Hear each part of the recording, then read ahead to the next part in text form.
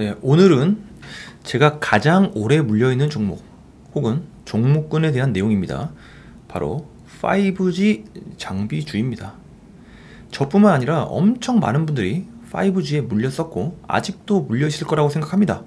제가 물린 종목은 KMW, 에이스테크, 이노와이어리스, 오이솔루션 등입니다. 제가 채널을 처음 시작했을 때 1년 전쯤인가 가장 먼저 만들었던 영상이 우리는 어떻게 5G에 물리게 되었나, 앞으로 5G는 희망이 있는가 라는 내용의 희망회로 영상이었어요. 1년이 지나고 보니까 희망은 현실로 오지 않았죠. 오른쪽 차트는 5G 장비주 중에서 가장 시총이 큰 대장주 KMW의 주가 변화입니다. 영상 업로드 날짜가 10월 23일이었거든요. 그 기간을 검정색 동그라미로 쳤습니다. 1년 동안 더 떨어진 게 보이시죠? 그래서 이제 희망이 없나, 놓아주어야 하나를 주제로 영상을 시작해 보도록 하겠습니다. 시작은 지난 영상과 마찬가지로 우리는 어떻게 5G 장비주에 재산을 걸게 되었나로 시작을 해보겠습니다. 바로 이분이시죠. 2년 전에 3%에 출연하셔서 5G 장비주가 고점일 때 강력하게 추천했던 하나투자증권의 김홍식 님입니다. 얼마나 공격적이었는지 다시 한번 보도록 하겠습니다. 저희가 4분기 정도면 장배사들 대다수 업체들이 아마 사상 최대 실적을 낼 거예요. 사실 모멘텀만 보면 흠집낼 게 전혀 없습니다. 그래서 이제 미국이나 일본은 이제 지금부터 시작되는 개념이라고 보시는 게 더 맞겠죠. 사실 버라이즌이나 AT&T의 이 주파수 경매 이후의 투자 계획에 대해서 시장이 상당히 노출이 안 된 부분이 많아요. 서울대 시장이 윤곽이 나타날 때 모든 게 나타나게 되면 사실 주가가 올라갈 일이 이제 없죠. 당연히 없잖아요. 네. 그래서 이제 지금 그 정도 시점이 됐다고 보고 있죠. 갈 때가 됐군요. 네. 잘 아시겠지만 이제 트럼프 대통령이 한국의 디지털 뉴딜이나 미국이 하는 얘기는 거의 동일합니다. 그래서 IT 관련된 인프라 투자를 많이 늘리자라는 거 외에는 별로 할 얘기가 없어요. 그래서 설비 투자를 독려할 수 있는 규제를 계속 풀고 있는 상황이에요. 디지털 뉴딜로 가기 위해서는 거기에 대한 투자 규모가 사실은 어마어마하죠. 그러니까 이제 이 투자를 어떻게 도대체 감당할 거냐. 5G 시대가 열리고 있습니다. 5G는 예정된, 이거 뭐 갈지 안 갈지 모르는 게 아니지 않습니까? 그냥 무조건 가는 거잖아요. 맞습니다. 전 세계적으로 가는 거고. 아마 우리나라 상장사 중에서 과연 미국 시장 진출을 못할 회사가 있을까 싶을 정도로 대다수의 업체들이 다 벤더로 설정은 된다고 봅니다. 28기가일째는 전 세계에서 삼성전자가 가장 잘한다고 현재 기술자들은 평가가 있어요. 5G는 다른 쪽보다 되게 투자하기가 쉬워요. 왜냐하면 사이클이 명쾌하거든요. 올해는 수출, 미국 시장을 얘기를 했었고요. 네. 근데 지금 내년도에 인도, 유럽을 얘기하지만 실제로 보면 5G 실체가 드러날 거를 가장 크게 강조를 드렸잖아요. IoT청으로 넘어간다. 네. 그럼 그 로드맵만 보면 아직까지는 꼭지가 분명히 안 왔다는 거예요. 그리고 미국 쪽에 수출 성과도 없었다는 거고 아직까지 이제 나타나는 거거든요. 4분기부터. 뭐 지금 정도는 고점일 가능성은 저는 뭐 거의 제로에 가깝다고 보고 있어요. 아니면 지금은 저번 주부터는 안 사는 게 신기하다고 말씀드렸거든요. 어차피 올라갈 건 뻔해요. 5G 주가에 대한 고점 논란을 아직 할 시점이 절대 아니라는 거예요. 비싼 이런 논쟁은 상당히 소모적인 상황이라고 좀 봐요. 아직까지는 갈 길이 멀고 굉장히 많은 수익이 기대가 된다 이렇게. 물론 이제 과거 잠깐 상처받으신 분도 있습니다만. 뭐 코스피 대비해서 그래도 아직은 좀 억울하신 분들이 있을 거예요. 네. 미리 결론부터 말씀드리면 장비주 같은 경우는 12월부터 1월 정도까지 조금 기대를 개인적으로 좀 많이 하고 있고요. 1월까지요? 통신장비 스타라는 섹터는 6개월에서 길게는 2년 정도를 기다릴 각오로 투자를 하되 잘 운때가 맞으면 사실은 아주 큰 대박을 터뜨릴 수 있는 섹터예요. 뭐 극단적으로는 뭐 10배도 나올 수 있고 뭐 최소한 2배 이상을. 그래서 전 그래요. 통신장비 섹터를 사면서 2배 정도의 상승을 기대하지 않고 이 섹터를 굳이 볼 필요가 있을까? 5G 무조건 갈 수밖에 없는 상황입니다. 라고 말씀하셨던 김홍식 상우님. 하나금융투자에서 어렵게 저희가 체포해 왔습니다. 저도 참 감동 있게 많이 들었던 사람 중에 한 명입니다. 아니 안 갈 수가 없지. 어떻게 5G가 다 이렇게 폰이 깔리는데. 아니 그리고 미국도 깔아야 될 거고 일본도 깔아야 되고 중국도 깔아야 되는데 우리나라 장비업체들은 이렇게 잘하는데 아이고 왜 이 모양인지.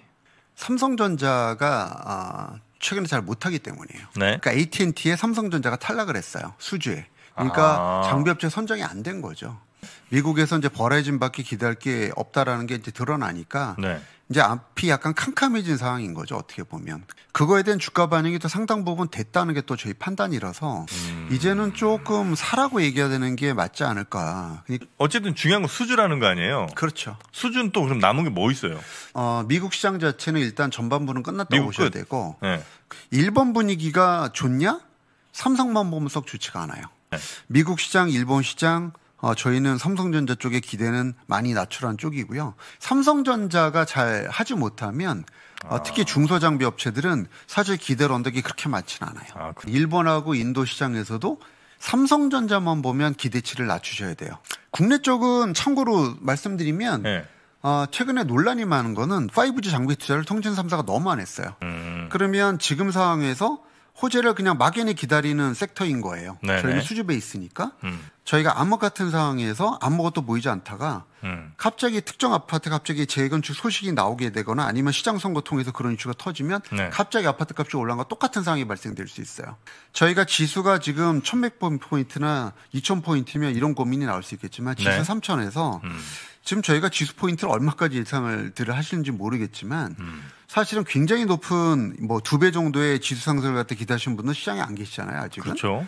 그러면 여기서 5G 장비의 그 상승 탄력을 감안하면 사실은 실패 확률이 훨씬 더 높죠. 실패 확률이 훨씬 더 높죠. 실패 확률이 훨씬 더 높죠. KMW나 그다음에 얼마 전에는 또 이노아리스. 그래서 저희가 이제 대표 종목군으로부터는 바닥권의 가능성일 가능성이 높으니까 서서히 사전 쪽으로 저번 주 금요일부터 일단은 리포트를 통해서 시장에 대해 얘기를 하고 있는데 저한테 이제 여기서 KMW나 뭐 예를 들어서 이노아리스가 여기서 그럼 주가가 2배 올라갑니까라는 이제 질문하신다면 네. 저희 대답은 예스예요.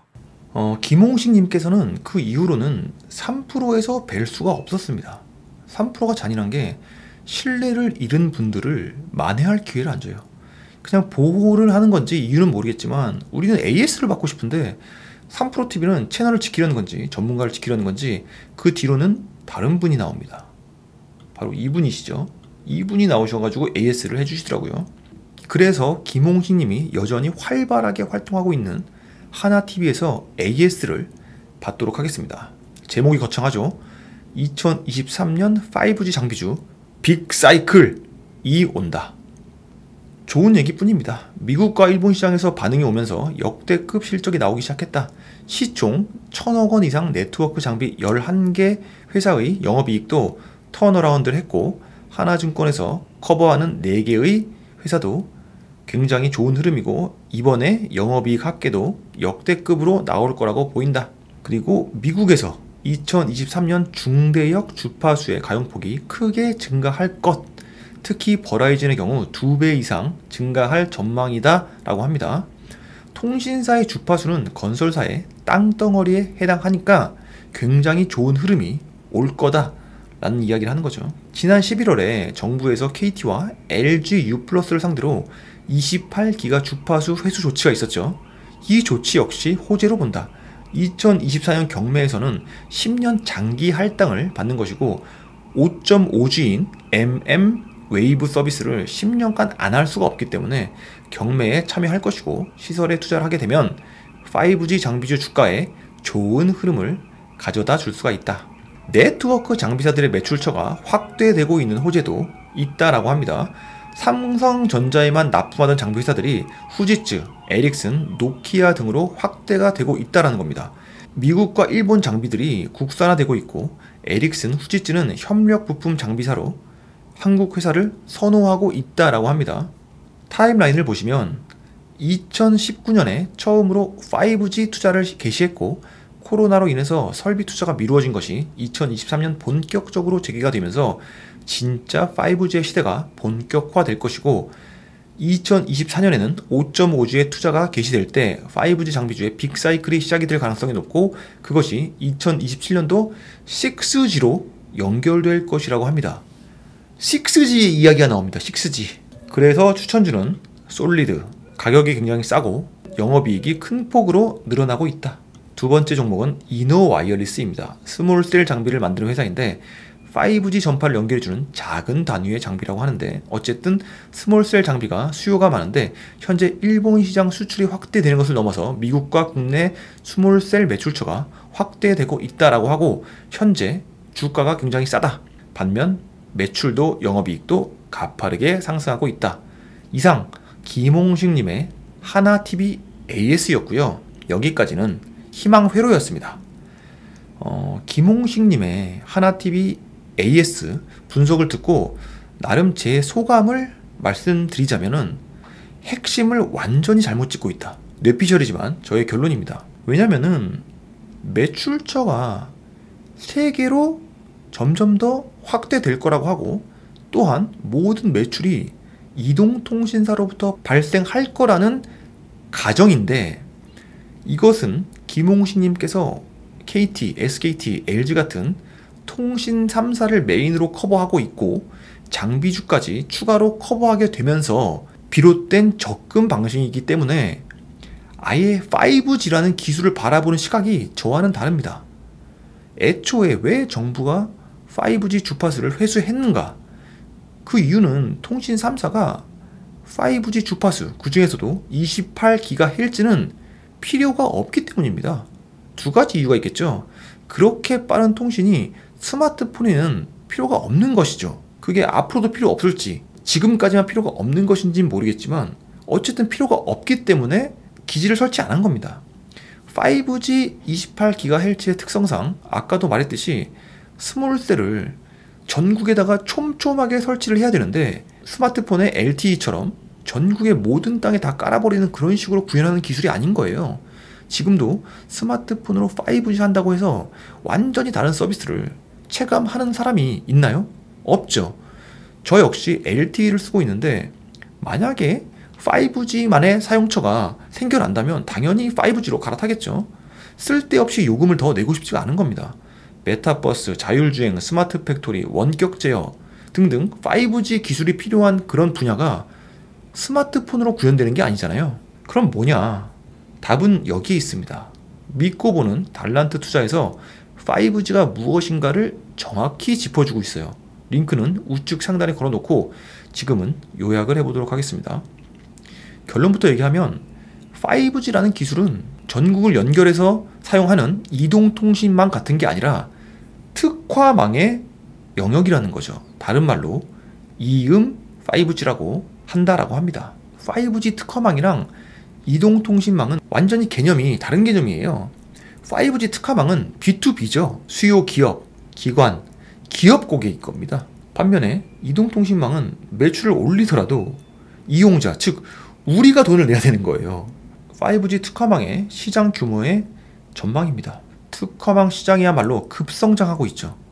통신사에서 5G 가입자 늘어나고 요금제 올려받아서 매출이 늘어나는 것과는 완전히 다른 개념입니다. 그 근거가 뭐냐면 통신사에서 쓰는 5G는 4.7GHz, 즉 4G랑 큰 차이도 안 나지만 특화망은 28GHz라는 초고주파로 4G 대비 20배 빠릅니다. 말만 20배가 아니라 실제로 속도가 비교가 안 된다는 거예요. 그럼 특화망으로 이동통신에도 쓰면 안 되냐? 불가능합니다. 주파수 도달 거리가 짧기 때문에 전국의 기지국을 촘촘하게 세우는 것 자체가 불가능합니다. 서울에서도 불가능하고 인구 밀도가 낮은 미국이나 캐나다 같은 땅에서는 더더 불가능합니다. 대신에 한정된 공간에서는 아주 빠른 속도와 초저지연이 필요한 그런 곳에선 쓰일 수 있다는 거죠. 스마트 항만, 스마트 팩토리, 원격 진료, 발전소, 공연장, 건설 현장 등등에서는 활용이 가능하다라는 겁니다. 결국 특화망은 다수가 활용하는 이동통신망이 아니라 단독으로 구축하는 프라이빗 통신망이다라는 겁니다. 이미 독일 자동차 3사는 공장에 5G 특화망을 설치해서 로봇을 이용한 공장 자동화를 구현했다라고 합니다. 한국에도 그런 회사가 있죠. 국내 1호 5G 특화망 사업자인 네이버입니다. 그 외에도 LG CNS와 SK 네트워크스가 특화망 사업자이고요. 그러니까 5G 수혜주는 순서가 먼저 네이버, LG CNS, SK 네트워크스 등 클라우드를 통한 로봇이나 공장 자동화를 하는 특화망 사업자가 최우선인 거고요. 그 다음이 특화망 사업자들에게 통신 제품을 납품하는 삼성전자가 그 다음인 것이고, 그 다음이 삼성전자의 부품과 장비를 납품하는 오늘의 주인공인 5G 장비주라는 겁니다. 물론 기존 통신 3사도 특화망 사업자를 대상으로 서비스를 제공할 수 있겠죠. 그러나 현 시점에서 이동통신 사업으로 5G의 폭발적인 빅사이클이 도래할 것이냐, 그 질문에 저는 김홍식님과 동의하지 않는다는 겁니다. 거꾸로 생각했을 때 이동통신 서비스인 5G로 매출이 그만큼 성장한다는 것은 이용자들로부터 요금을 그만큼 더 걷는다는 거잖아요. 근데 여러분 같으면은 5G 폰을 쓰시면서 요금제가 2배로 늘어난다면은 납득이 가겠습니까? 납득이 가지 않죠. 지금도 스마트폰으로 5G를 써야 되는 이유를 모르는 사람이 대부분인데 5.5G와 6G를 벌써 논한다는 게 완전히 포인트를 잘못 짚었다라는 생각이 듭니다. 5G의 방향은 특화망이다. 네이버의 클라우드화 로봇, 공장 자동화의 시점 등이야말로 5G 장비주의 성장과 관련이 있는 방향이다. 여기까지 하도록 하겠습니다. 감사합니다.